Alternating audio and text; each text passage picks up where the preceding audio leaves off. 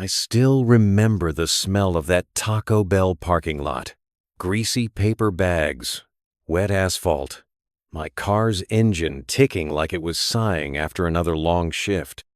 I was 28, sitting in the back seat of my 2008 Corolla with the heat barely working, counting the last few dollars in my checking account, $26, give or take. I had just finished my second job of the day, Instacart deliveries. Before that, it was a double shift at a chain restaurant.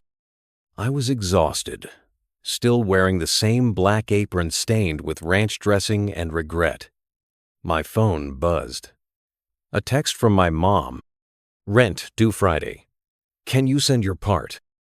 I stared at it like it was a joke, but it wasn't. I opened my bank app for the 5th time that day, hoping maybe, somehow, the numbers had changed. They hadn't. Still, 26.47. I didn't cry.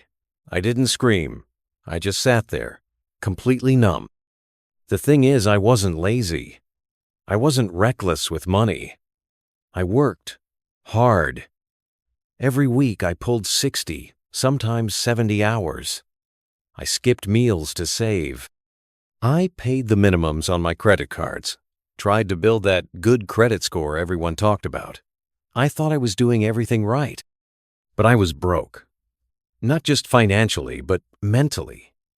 I felt like I was running on a treadmill going nowhere, while other people were flying by in private jets. That night, I opened YouTube and typed, "Why am I broke?" Just hoping for something. Anything. A video popped up titled, "The Millionaire Fastlane, Why Saving Won't Make You Rich." I almost skipped it. Sounded like another scammy get-rich-quick rant. But I hit play, and the guy said something that cracked me open. If you're trading time for money, you're stuck in the slow lane. You'll never be free. That line hit harder than I expected, because deep down, I knew it was true. I'd been told the same thing my whole life. Go to school, get a good job, save 10%, live below your means, retire at 65. And I believed it. Every bit of it. I thought financial success came from being responsible, clipping coupons, avoiding lattes, finding the best 401k. I thought if I just worked hard and waited long enough, things would eventually get better.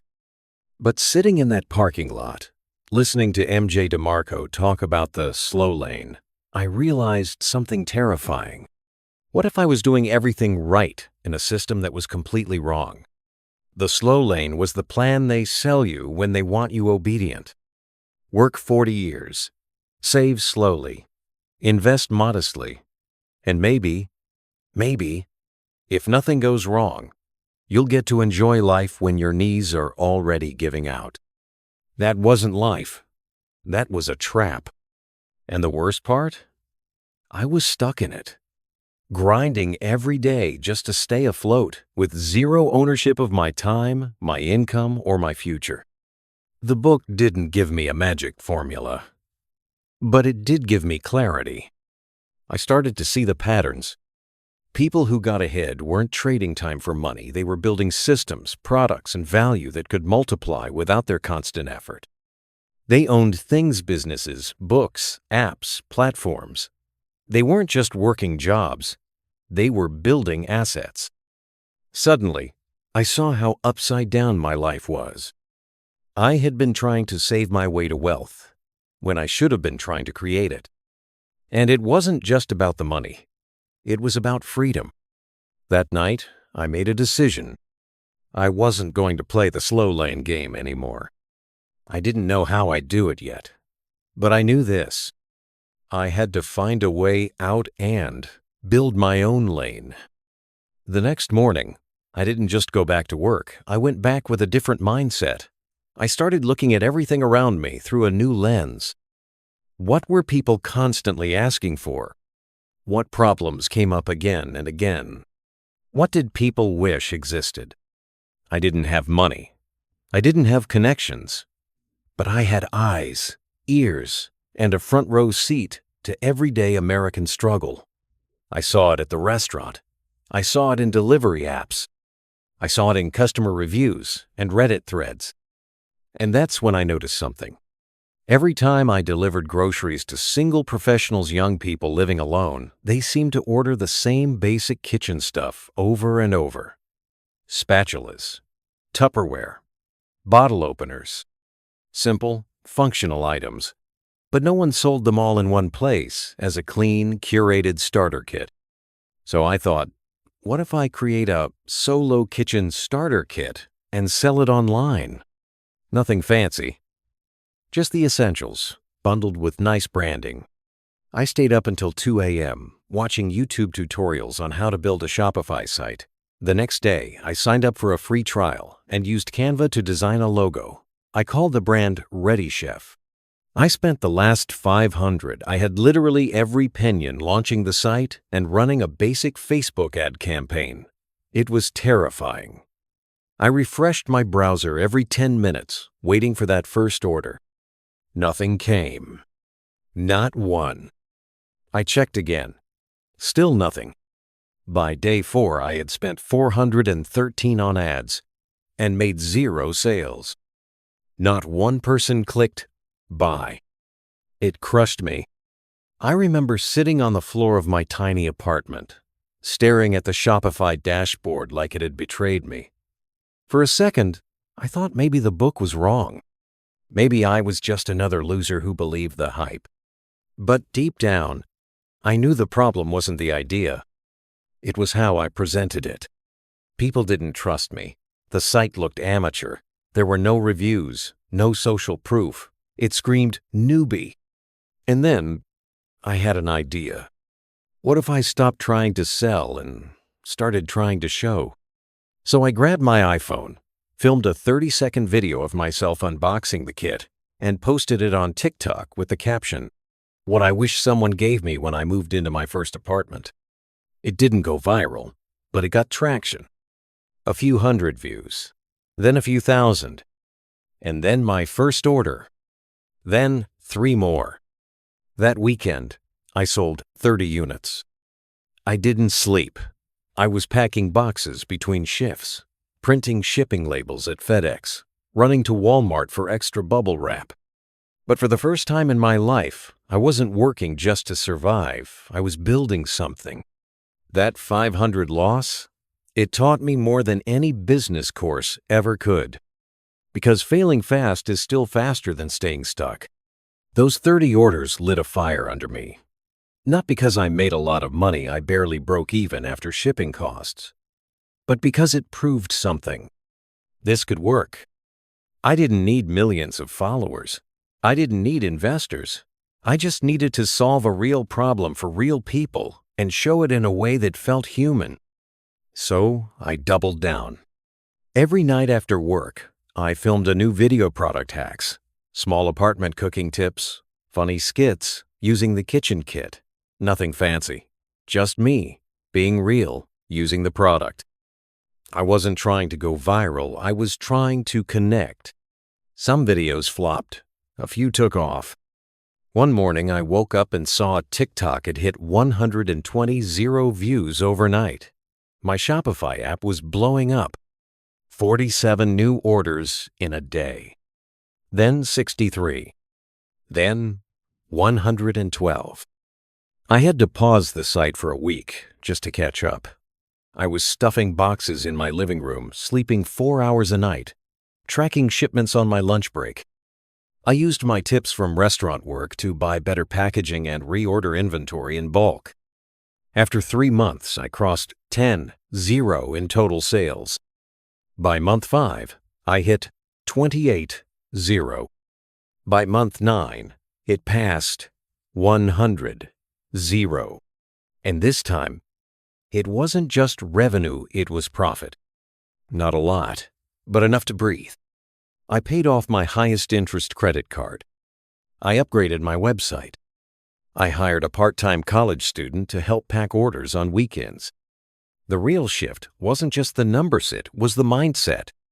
I stopped thinking like a guy selling kitchen kits. I started thinking like a brand builder. I asked better questions. How do I make this easier for the customer? What experience are they getting from unboxing? How do I make them feel proud to own it? And then I started collecting testimonials. I emailed every buyer personally, asked how they used the kit, asked what else they wished they had. I listened. That feedback helped me design version 2 sleeker packaging, upgraded utensils, custom branding on every piece. I didn't just have a product anymore. I had a system. And that's when I finally understood what the Millionaire Fastlane meant by control. I wasn't depending on a boss. I wasn't guessing when my next paycheck would hit. I was in the driver's seat. For the first time in my adult life, I wasn't surviving, I was scaling. By the end of month 17, I looked at my dashboard and saw a number I never thought I'd see. 493.26. In total revenue, $1 million. I was in my apartment, same spot where I once sat with 26 in my account. Now, I was looking at 7 figures on the screen, and for a second, I just froze. No celebration, no champagne, just silence. Because what they don't tell you is, the climb feels different when you're the one building the mountain. Behind those numbers were long nights, missed birthdays, a wrecked sleep schedule, and a phone that never stopped buzzing. I wasn't burnt out yet, but I was close. The momentum was real, but so was the chaos. Orders were flying in faster than I could fulfill. I had 5 different suppliers and constant inventory issues. One TikTok drove 0 visitors to my site in 24 hours, and we oversold by 400 units. I had to refund people. Fast. Then came the fraud orders. Return scams. Chargebacks. Suddenly, I was spending as much time fixing problems as I was creating value. And I made mistakes, big ones. I hired too fast. I trusted the wrong supplier. I agreed to a bulk deal with a fulfillment company that couldn't deliver on time. It cost me 18-0 in customer credits and replacements. And worst of all, I stopped thinking like a creator and started thinking like a firefighter. I was reacting, not building. I remember one night, I was packing orders alone in the back room of a local print shop I had rented, surrounded by cardboard and shipping labels, and I thought, is this what winning feels like? Because I had hit 1 million, but I was also drowning. That's when I went back to the Millionaire Fastlane. I reread the part about control versus chaos. MJ didn't just talk about making money. He talked about owning the system that makes the money, and mine was barely holding together with duct tape. So I paused. Not everything, but enough to breathe. I streamlined my product line, cut 3 SKUs, switched to a reliable domestic supplier even if margins were smaller. I hired a part-time ops manager, remote, from Upwork, automated shipping, built a better back end, focused less on going viral and more on building a business that lasts. Because money without peace, it's just another job in disguise. And I didn't come this far just to stay stuck in a bigger hamster wheel. After I fixed the chaos, after the dust settled, I took a weekend off. My first real break in over a year.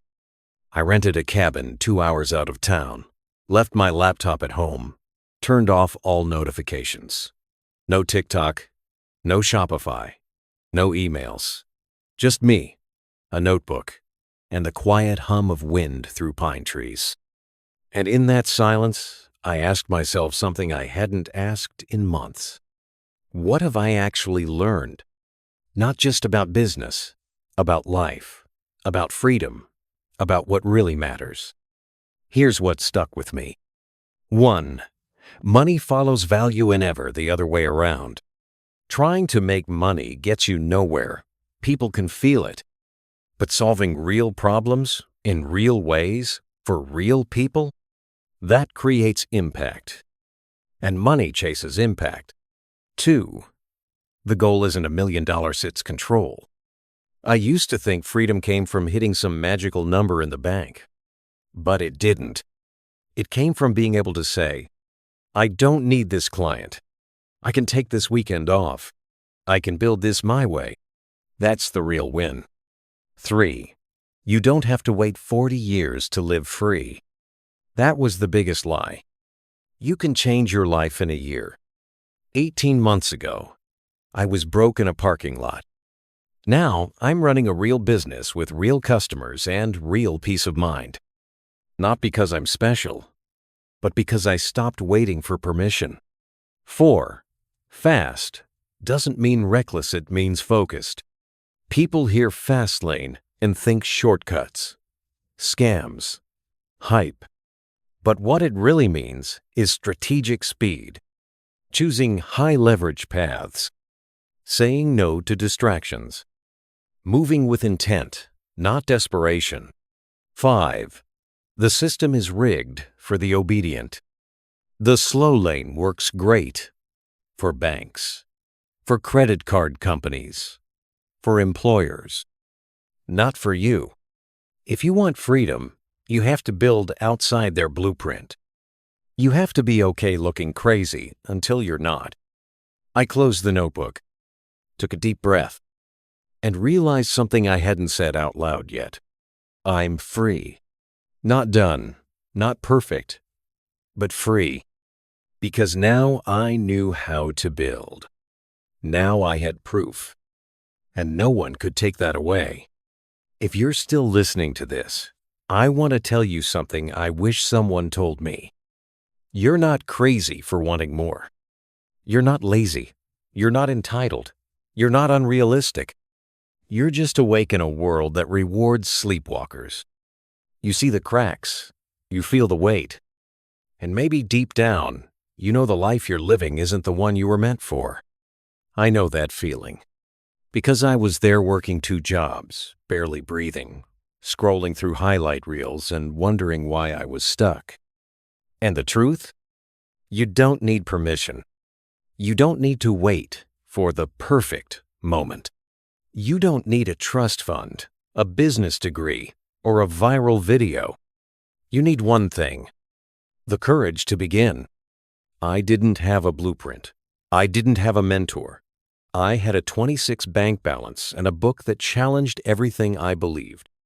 That book didn't give me a step-by-step plan. It gave me permission to dream differently and a roadmap to build something that mattered. So if you're ready, start. Start messy. Start scared. Start small. Make something. Solve something. Serve someone. And don't stop when it gets hard, because it will. But push through, because the other side, it's not just wealth. It's ownership. It's time. It's peace. It's waking up on your terms.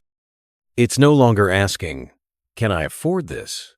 But instead asking, what do I want to build next? That's the real fast lane. Not just fast money, but a fast path to the life you were born to create. And if you ever doubt that it's possible, just remember, someone once made $1 million out of a 26 checking account, a second-hand laptop, and a kitchen starter kit. That someone was me. And the next one could be you.